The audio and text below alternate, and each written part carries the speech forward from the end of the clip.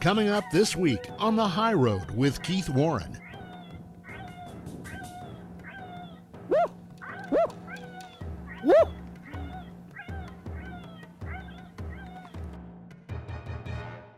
This program is dedicated to the brave men and women of the United States military, past, present, and future.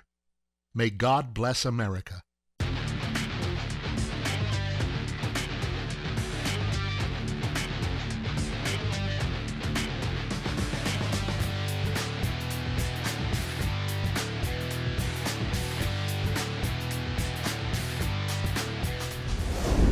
This is The High Road with Keith Warren. We are on a mission to unite all sportsmen. This week, The High Road takes us to Tucumcari, New Mexico. I'm Keith Warren, and today we're in Tucumcari, New Mexico. We're going to be going after coyotes. But things will be a little bit different this time, as Keith will be behind the camera and not hunting. He'll be going out with hunters Gary Robertson and Mark Denman, while our other cameraman is joining hunters Larry Sims and Tony Tikancic. Later in the show, Ron Coburn, the CEO of Savage Arms, will be coming in for the second day of the hunt. Of course, we're hunting a huge cattle ranch, and those ranchers do not want these coyotes in their livestock. They'll occasionally kill calves, and of course a heifer will lay down to have a calf, and she's nervous. Even if they don't get on the calf immediately, they'll get to messing with that heifer and she'll stomp her baby. And then of course she'll kill it. Then they'll eat the calf. But predation has always been here. It's not going to change, even though we spend a lot of tax dollars to stop it. We're gathering our gear for the first call here. Generally the first call's a fiasco until we get our system worked out. But we're going to go right over this ridge and make a call and hope we pull one up the hill to us. Then we hope the Savage rifle does a good job for us. This game is totally different than any other calling game. This is the only one where you're making a sound of their food. So they're coming to kill whatever's making that sound and eat it. So it's not a social game. And that's why you get such an aggressive response from these critters. They're rushing in there the way a coyote hunts. He's not like a cat. He doesn't sneak on his prey and pounce on it. He rushes it and hits it. And that's why you see these aggressive responses. It's a totally different game and a more exciting game. As a kid, I would use a bird feather. And then I got to thinking, well, let's use a little bigger feather, give them more motion. So that's why I went to the turkey tail feather. Weighs nothing, it makes no noise, it doesn't give off any scent. Stick it in the ground right where that sound's coming from. Mate that little motion with that sound. They know within probably 40 feet or less where that caller is sitting. Even though they're out there a couple hundred yards, when they roll up there looking for the source of that sound and see that feather, many times they speed up. You help direct his attention to that sound and to that motion. If he's looking there, that gives you a bit greater chance to move and make adjustments on him. You'll notice when we set up, sometimes it looks like we're sitting out in the open a little bit, but typically we're trying to set up, we try to find something to break up our outline from behind. It may be a small bush or whatever. Always sit down with something to break up your outline, and when you sit down, you want it open in front of you. We have to make adjustments to nearly every coyote.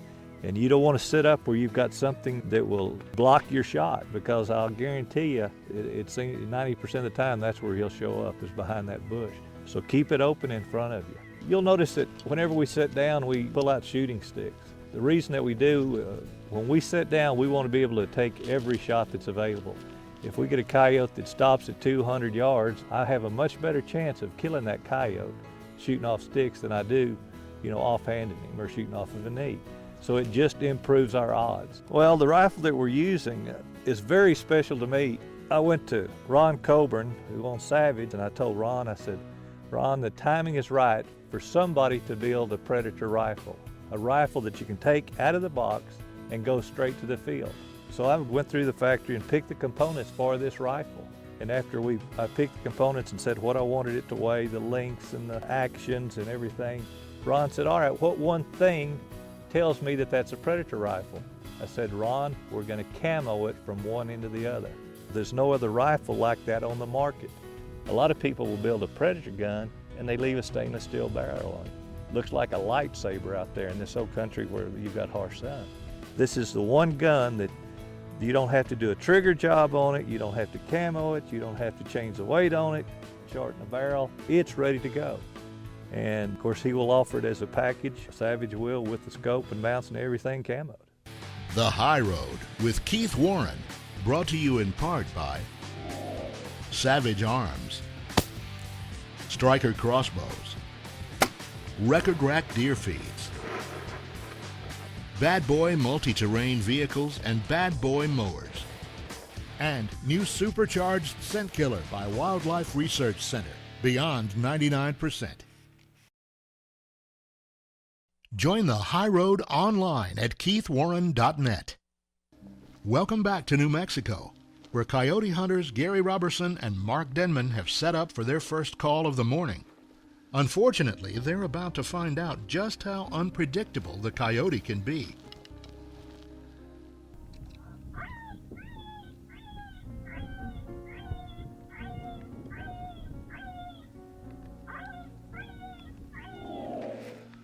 Nothing happens, 15 minutes on a call, we get up and we go back to the truck and warm up.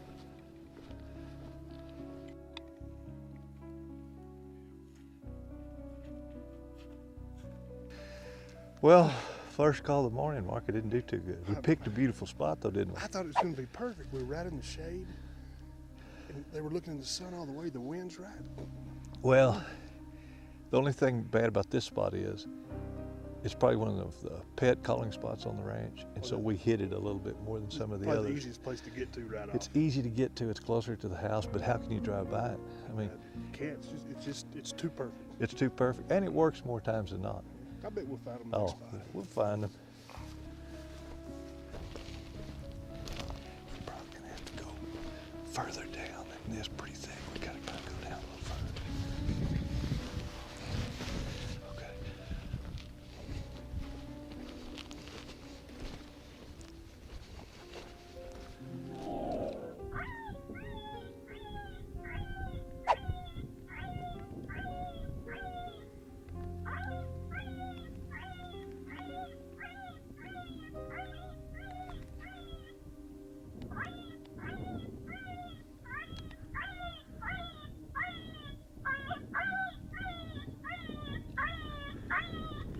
I didn't use much volume.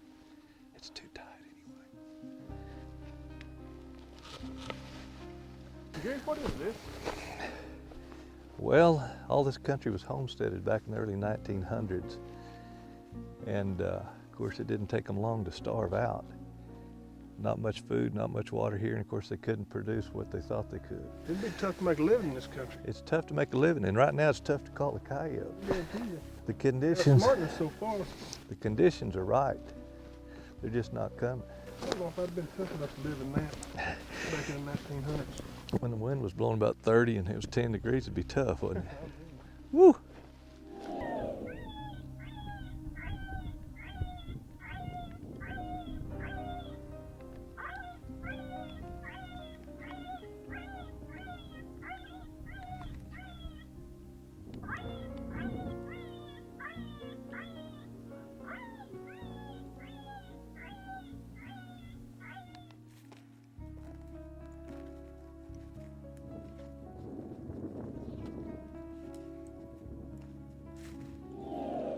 Of course, the best time of year to call coyotes is wintertime. Number one, they're burning more calories, they're going to be hungrier. But number two, there's less vegetation. If everything is lush, especially like it is in the South and Texas, you know, it's difficult to see a coyote. So you want to call when there's less vegetation. Of course, also this time of year, in the winter months, that's when the fur is at its peak. That's the only time it really has any value. Right now, I think they're bringing 35, 40, some up to $50.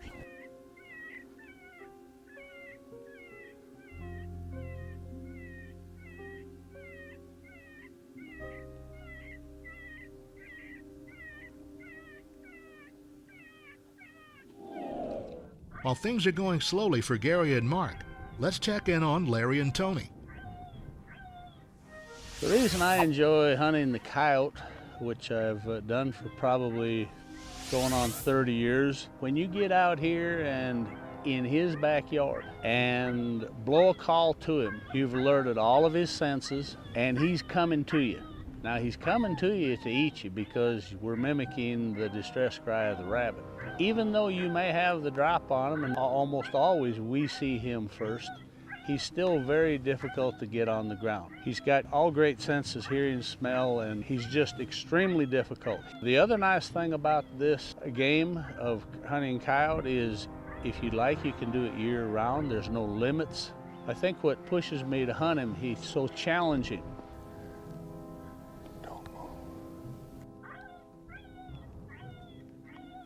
I'm down here in New Mexico with my good buddy Larry Sims, who's taught me everything I know about coyote hunting. He and Gary Robertson have, well, probably 65 years of experience, and I've learned a lot from them. And I've been doing this for about the last 8 years, really hardcore. I enjoy it. The reason I enjoy it is because it's a super adrenaline rush. When you have a coyote coming in knowing they want to eat you, to me, that's a pretty exciting hunt. On that first call, we had 3 coming in, which is always a little difficult. The cameraman's not sure which one to be on. Woo! Woo! Woo! I shot the one on the left, he was on the 2 at the right, which were the ones that were actually closest to us. You just don't know with multiples which one the camera's going to be on. They got out of there, we got one of the 3. Finished this call, we're going to pick up the caller and we're going to go on, just continue going all day long. The High Road with Keith Warren, brought to you in part by Glock, Reconyx Game Cameras, Chaffee Pasture in a Bag, Valley View Whitetails, Shadow Hunter Blinds, and Burt Coyote's Luminoc. All High Road programs are available on demand for free 24/7 at keithwarren.net. Well, yesterday they beat us up pretty bad, but today's another day. Somebody's gonna pay. And I hope it's the coyote, not me. Okay, it's real early morning here. Yesterday was quiet, today everything's gonna change. We got the luck of the Irish with us. You can't do anything but get better today.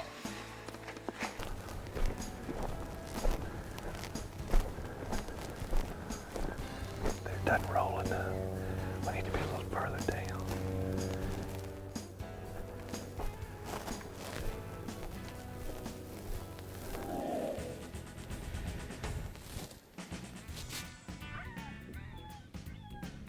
Well, this is a private cattle ranch. We come out here every year, try to help out the ranchers. They are inundated with coyotes. So we take the opportunity to come out and take a look, and if we find one, we shoot it. 12 o'clock, straight in. See, 2 of them, 12 o'clock. 3.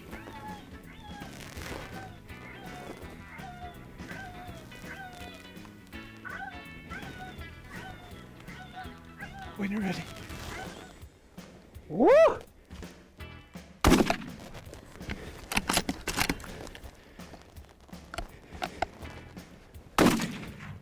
When we get a coyote coming to a call, when he gets where I think I can kill him, I bark at him. By barking, you know, he's been locked in on sound out here. He's hearing a sound from a different place, and he may think it's another coyote. He may want to honor another coyote. If it's a real dominant coyote, when you woof at him, I've had him turn and head straight at me. Because he's the big dog, he's gonna run you off. That's when it gets real exciting. Right there. Sir. Another one's coming in. Another one's coming in. 12 o'clock coming in.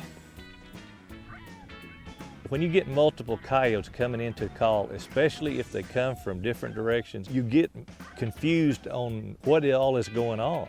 I describe shooting a coyote that's a hard charger, especially multiples, makes me feel like I'm trying to kill him with handcuffs on. It's mass chaos when you have a jailbreak like that. There he is. 11 o'clock.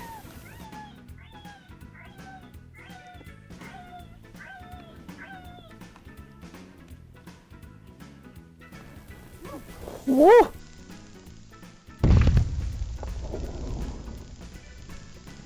Gary, after yesterday, this is pretty good. Yeah, yesterday we got beat up pretty bad. 0 all day yesterday. And it looked like perfect condition. It was perfect, Ron. We didn't see a coyote. Well, we had 3 come in on this call. We got 3 down. It doesn't get any better than that. It's worth flying in from the cold spot, ain't it? From the East Coast, certainly. It's a wonderful morning so far. So for this hunt, we're all using Model 10s, Savage in either 223 or 22-250. Those are ideal calibers for varmint hunting, particularly this kind of varmint hunting. And did a trick so far. 3 shots, 3 animals down. It's time for viewer feedback, brought to you by Bad Boy Multi-Terrain Vehicles and Bad Boy Mowers. Oh, this is a good one. It's about dogs. Everybody loves dogs. I love dogs. Everybody loves dogs. Comes to us from Courtney Harris. It's clear that Courtney is not from Texas, because if he was from Texas, this would be illegal what he's talking about. The problem that he has is he owns a piece of private land, and dog hunting for deer is legal where he is. He says that the neighbors let their dogs run all over his land. What can he do about it? Well, Courtney, let me tell you something. You need to go talk to those neighbors, because if those neighbors love those dogs, they'll take care of their dogs. Because if they don't take care of the dogs, and you have this problem all over the state, odds are the state's going to do just like they did in Texas, just make dog hunting for deer illegal. Our website address will be coming up at the end of the show.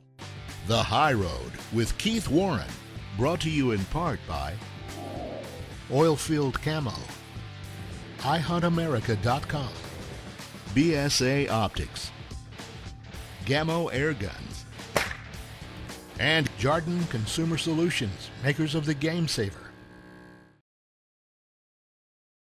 Keep up with Keith as he continues on the high road and become eligible to win some great prizes by becoming a fan on our Facebook page. Now let's see how Larry and Tony are doing. I've probably been hunting coyotes for 30 years. I don't exactly remember what year I started. The first time one was called up to me, I was just addicted to the game.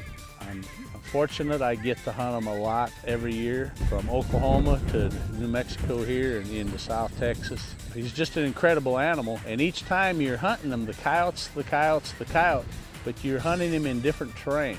He's everywhere.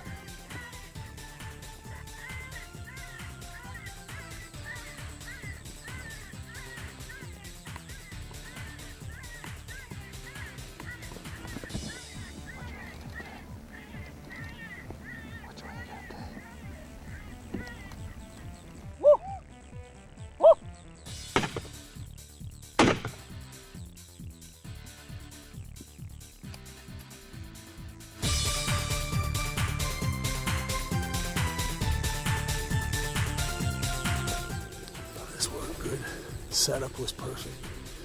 In the shade, wind in her face. Had to go up and look at that other spot I was telling you. It's very similar to this. It's good. Excellent. Let's go.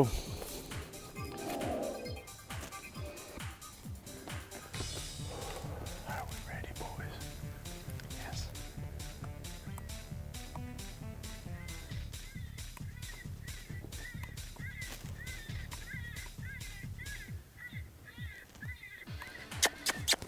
Wait, I'll stop him. Whoa. Whoa.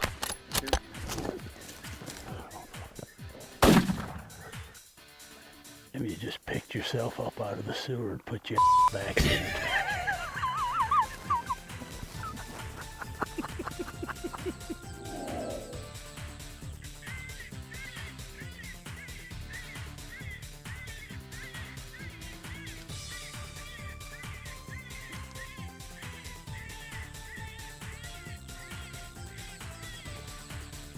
She ran right over the feather. She never knew where any of us were. She did, huh? She got a little scent of us off of the bag. She's right under us, 15, 16 feet, right dead under our heels. And then went on and down and into that thick. And I'm barking her, trying to stop her. If I got her stopped, then she was behind something. It was a tough deal because everything was so fast. Finally got the shot into her, and sometimes we get lucky.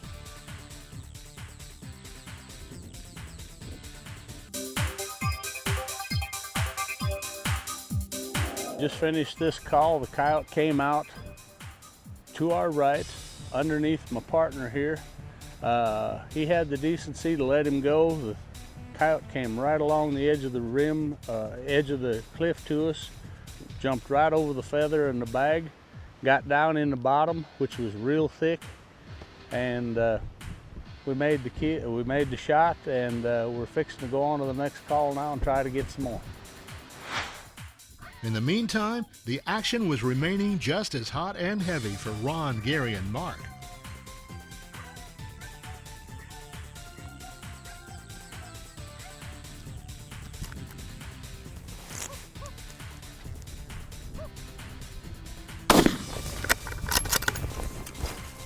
Wow, that just came right in. We just barely sat down. Well, that's what it's all about, getting good footage and have a clean kill and knowing there's more out there. I couldn't resist it. He came across me and I knew you were on him, but it had to happen. Had to happen. Huh? I'm just getting ready to pull the trigger. Hey, my dog's gone. Well, I'm sorry about that. That's a nice dog too. Look at this. They come in quick. Look at this.